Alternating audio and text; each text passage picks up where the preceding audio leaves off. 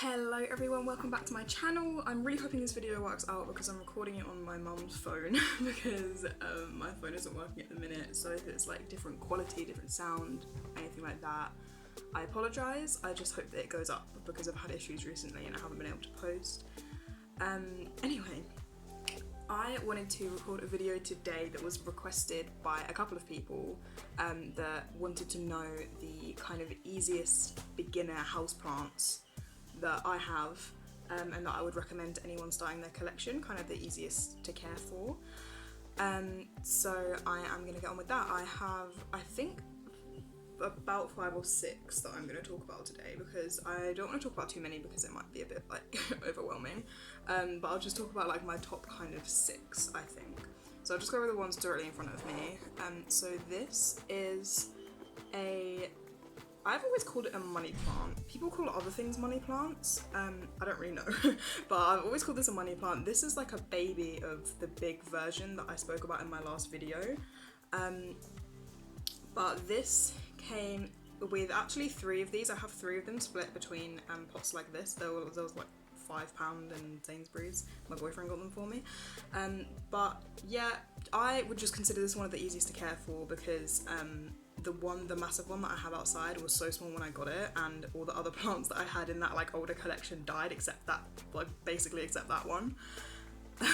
So yeah, they just kind of, you just kind of need to water them when they're dry. The massive one I give like loads of water every day and it thrives. So maybe not that much because it gets a bit out of hand. But yep, I would recommend these. They're also quite rewarding because you can notice the growth on them quite quickly, so would recommend. Okay, the next one I'm going to talk about is my string of hearts, which you saw in my first video if you watched it. It's had so much growth since I propagated it. Like, I think mainly that is all new, I think, and it's also had new shoots like throughout as well. These are beautiful plants and they are really easy to care for.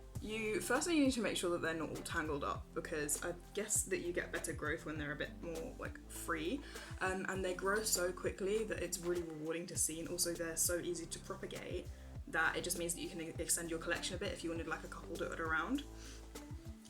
They just need water when they need it. I mean, I have an app that I would recommend. I think it's called Planter, like plant with an A on the end. And it basically creates kind of a watering schedule for your plants depending on what pot they're in, what window they're facing, kind of thing like that. And I don't follow it to a T because I don't think that plants should have a very strict watering schedule. But I follow it to the point that if it recommends that something needs watering, I will see if it needs watering, or if I can tell that my plant needs watering a day or 2 before the app says, then I'll just do it. So I'll use it as like a general guide. And yeah, that's what I use for this one, which I'm actually supposed to water today. And you can see because the leaves get a little bit crinkly, I've noticed, like a little bit wrinkled when they need water, so that is a good sign of when it needs it. So yeah, pretty easy to care for, really easy to propagate. Okay, next we have aloe vera. This is from Lidl, I think, the actual plant which my friend Caitlin bought for me. These literally need watering like once every 3 weeks, I think. So I've watered this twice, so I've had it about 6 weeks, and it's put out a lot of new growth. Like those, I don't know if you can see, this spike here is new, this one is new, there's also a tiny baby one in the middle. I repotted it as soon as I got it because they come in those tiny pots that just are not enough room for them. And since I repotted it, it has been absolutely thriving, and I love it in this decorative pot that I got from Wilko, I think. I kind of always make sure that I have something in this pot because I really love it. And it also has room for, if I need to upsize the pot, it can still stay in this decorative pot because it's in plastic right now in there. But yeah, these are so easy to care for. You honestly barely need to repot them like every now and then. I just did it because they came in the tiny nursery pot. Water every like 3 weeks. I think these are, they like partial sunlight. So not loads. I have it in quite like a medium to low light because I have it at the end of my room, at the end away from the window, and it's thriving. It's doing amazing. The growth isn't that fast, but you do notice it when the new spikes come through. So I love that. By the way, sorry if there's noise outside. My dad's doing something in the front garden. Anyway, okay, moving on. This is like the traditional like beginner's first plant.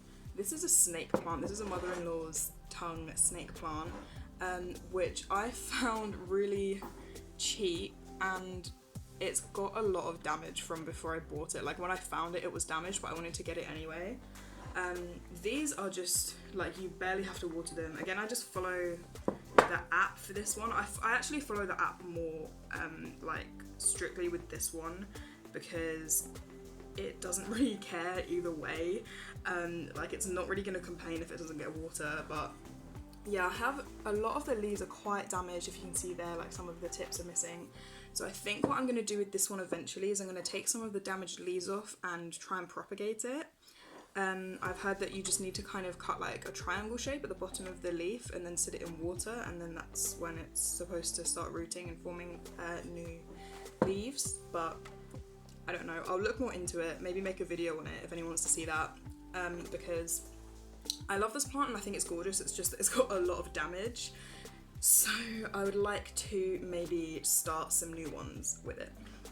Okay, so the next plant that I'm going to talk about is my Pepperomia obtusifolia, which is my rubber plant. I actually have, well, I technically have 4 of these. They're just split into 2 pots. I made a video splitting them up, but it didn't go very well. I'm not sure if I'm going to upload it. I don't know. This is one of the pots that I have. These are really easy to care for. I find general peperomias quite easy to care for, but I've only had this and like 1 or 2 more, I think. So I have 2 like strands in each pot, like 2 stems in each pot that I have. It came with 4 in. These generally don't complain. Like you can just basically tell when these ones need water because like the top part of the soil will be dry. Because I haven't found that overwatering with these is a problem, which I feel like I may have done in the beginning, but I didn't consider it a problem. They're always putting out new leaves from the top. You can see one coming through there, and new growth all up there. This was like tiny, well, it was like about that big with all 4 of them in when I got it.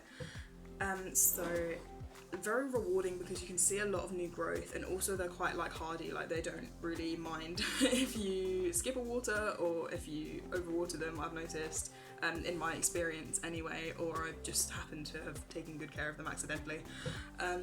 But yes, and they also are putting off some new shoots in other directions, which means I'll probably need to have separate pots for all of them at some point.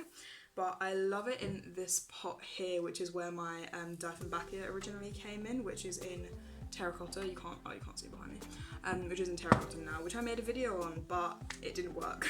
So I'll make some other repotting videos at some point. But yes, Pepperomia obtusifolia, rubber trees generally. I know there are some other kinds. I don't have any other ones, but good plant. Okay, probably the last one I think I'm going to talk about today for easy care plants is this monstrose cactus. Generally cacti.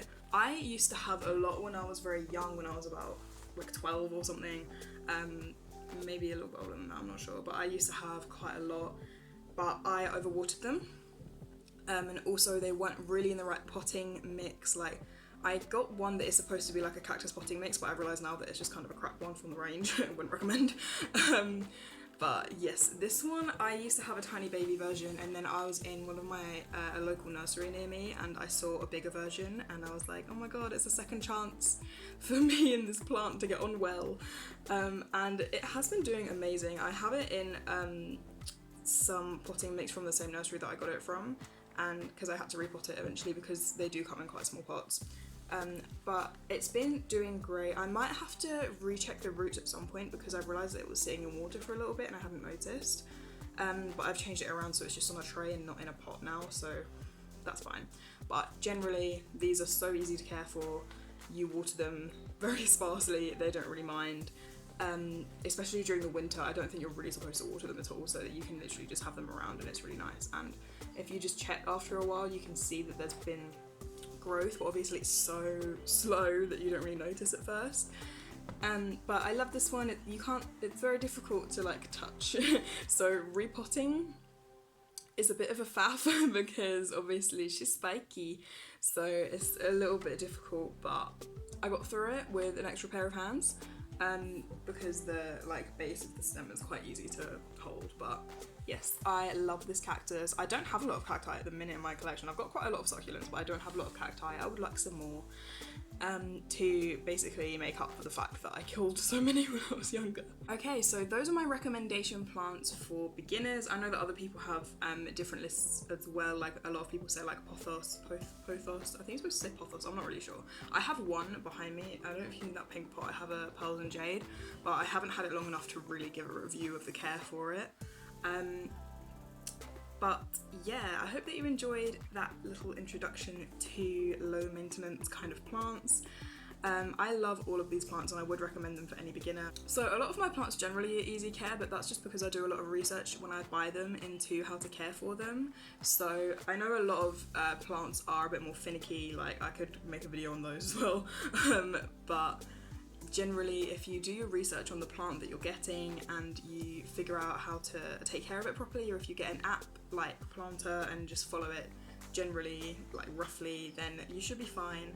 I hope that you enjoyed this video. Let me know if you have any experience with these plants and how you found them. And thank you very much for watching. Please make sure that you like and subscribe, and I will see you in the next video.